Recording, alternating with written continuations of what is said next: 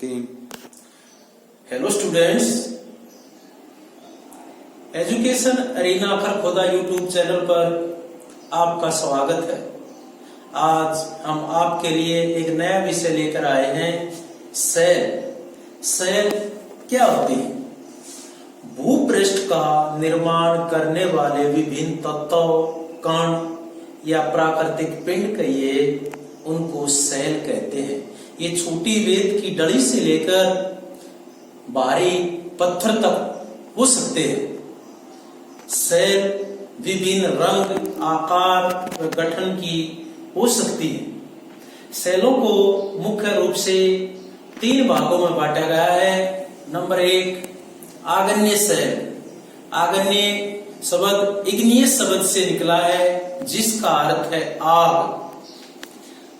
पृथ्वी का आंतरिक भाग बहुत गर्म है। आंतरिक भाग में द्रव और तरल अवस्था में है पृथ्वी का आंतरिक भाग। जब उस आंतरिक भाग में जो तरल और द्रव अवस्था में है, जब भी उसको कोई रास्ता मिलता है बाहर आने का, पृथ्वी की कोई कमजोर सतह मिलती है, तो वहां से विस्फोट होता है, ज्वालामुखी विस्फोट होता है और मैग्मा बाहर आता है। जो द्रवित मैग्मा के बाहर आने से जो सेल बनती हैं, उनको आग्नेय सेल कहते हैं। आग्नेय सेल 2 प्रकार की होती हैं, अंतर्वेदी आग्नेय सेल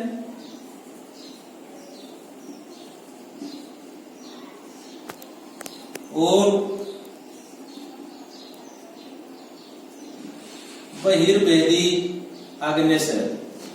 ये देखिए, मैग्मा जब पृथ्वी के आंतरिक भाग में ये द्रव अवस्था में है, जब ज्वालामुखी विस्फोट होता है, तो ये मैग्मा जब पृथ्वी की सतह पर बाहर आकर ठंडा हो जाता है, तो बहिर्वेदी आग्नेय सेल बनती है।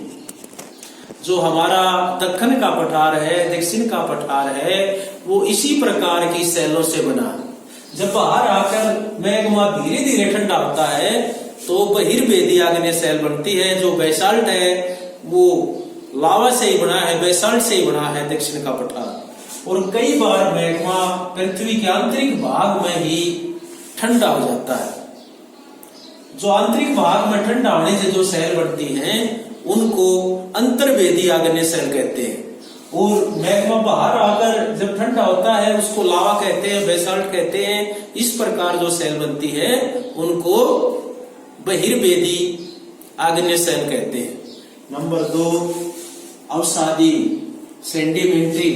सेंडिमेंट्री सेंडिमेंट शब्द से निकला है, जिसका अर्थ है शिथिल। जो सेल है वे चटक कर, लुढ़क कर या आपस में टकराकर छोटे छोटे टुकड़ों में बट जाती है। और इन छोटे छोटे टुकड़ों को अवसाद कहते हैं। इस अवसाद को हवा, पानी एक स्थान पर जमा कर देता है। इस प्रकार इन अवसाद के जमा होने से, इस तलछट के जमा होने से जो सेल बनती है, उसको अवसादी सेल कहते हैं, परतदार सेल कहते हैं, तलछटी सेल कहते हैं। परत पर परत चढ़ती चली जाती है, तो ऊपर के दबाव से जो नीचे का जो भाग है वो कठोर हो जाता है। तो जो बलुआ पत्थर है, वो इसी प्रकार की सेलों का उदाहरण है। रेत के कणों से बनता है बलुआ पत्थर, अवसादी सेलों का उदाहरण है। और जो जीवाश्म ईंधन है, वो भी लगभग अवसादी सेलों में ही पाया जाता है। कभी जो अवसादी सेल है, उनके ऊपर पेड़ पौधे, जीव जंतु या सूक्ष्म जीव रहे होंगे और वे उनके नीचे दब गए होंगे, और उनके दब नीचे दबने से ऊपर के दबाव, नीचे की गर्मी के कारण कोयला, पेट्रोलियम, प्राकृतिक गैस का रूप धारण कर लेते हुए इन्हीं को जीवाश्म ईंधन भी कहते हैं। तो इस प्रकार अवसादी सेल बनती है। तीसरे प्रकार की हमारी सेल है कायांतरित सेल, मेटामॉर्फोस। इसका अर्थ है रूप परिवर्तन। कभी कभी उच्च ताप व दाब के कारण जो आग्नेय चट्टान है और जो अवसादी चट्टान है उनके रूप में परिवर्तन हो जाता है। इस प्रकार जो सेल बनती हैं उनको कायांतरित सेल कहते हैं। जैसे चिकनी मिट्टी है वो रूप बदलकर स्लेट का रूप धारण कर लेती है, और जो चूना पत्थर है वो अवसादी सेल है, उसका रूप बदलकर वो संगमरमर बन जाता है। तो इस प्रकार कायांतरित सेल बनती है। तो एक चित्र की सहायता से मैं आपको समझाऊंगा। ये मैग्मा दिखा रखा है यहाँ पर चित्र में। तो ज्वालामुखी विस्फोट कायांतरित सेल में भी हो सकता है, अवसादी सेल में भी हो सकता है और आग्नेय सेल में भी हो सकता है। तो ये ज्वालामुखी विस्फोट हुआ तो इससे क्या बनी? आग्नेय सेल। आग्नेय सेल को प्राथमिक सेल कहते हैं। जो मैग्मा है वो पृथ्वी की सतह पर आ गया और वो ठंडा हो गया तो उससे क्या बन गया? आग्नेय सेल। फिर आग्नेय सेल चटक गई, टूट गई, लुढ़क गई, अवसाद बन गया, तलछट बन गया, और हवा पानी ने उस तलछट को एक स्थान पर जमा कर दिया। इस तलछट के जमाव से, इस अवसाद के जमाव से कौन सी सेल बन गई? अवसादी सेल बन गई। ठीक है। अवसादी सेल कैसे बनती है?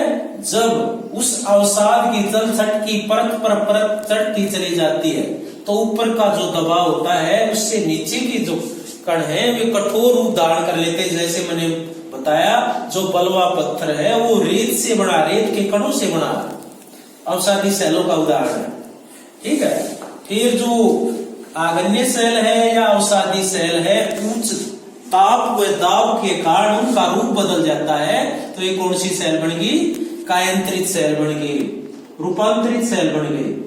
ठीक है। इस प्रकार सबसे पहले कौन सी सेल बनी? आग्नेय सेल बनी। इनको प्राथमिक सेल भी कहते हैं। फिर सेल वही टूटती भी रहती है, टूटकर, लुढ़क कर, आपस में टकराकर छोटे छोटे टुकड़ों में बढ़ जाती है तो वो क्या बन गया? अवसाद। उस अवसाद से कौन सी सेल बन गई? अवसादी सेल बन गई। और आग्नेय सेल और जो अवसादी सेल है उच्च ताप व दाब के कारण उनका रूप बदल जाता है तो कौन सी सेल बन जाती है? कायांतरित सेल। जैसे मैंने बताया चिकनी मिट्टी क्या किस चीज में बदल जाती है? स्लेट में बदल जाती है। और चूना पत्थर किस में बदल जाता है? संगमरमर में बदल जाता है। तो इस प्रकार सेलों का निर्माण होता है। तो हमने थोड़े समय में इन सेलों के विषय में जाना, सेलों किस प्रकार बनती हैं। आज के लिए इतना ही काफी है। अगली वीडियो में आपसे फिर मिलेंगे, तब तक के लिए धन्यवाद।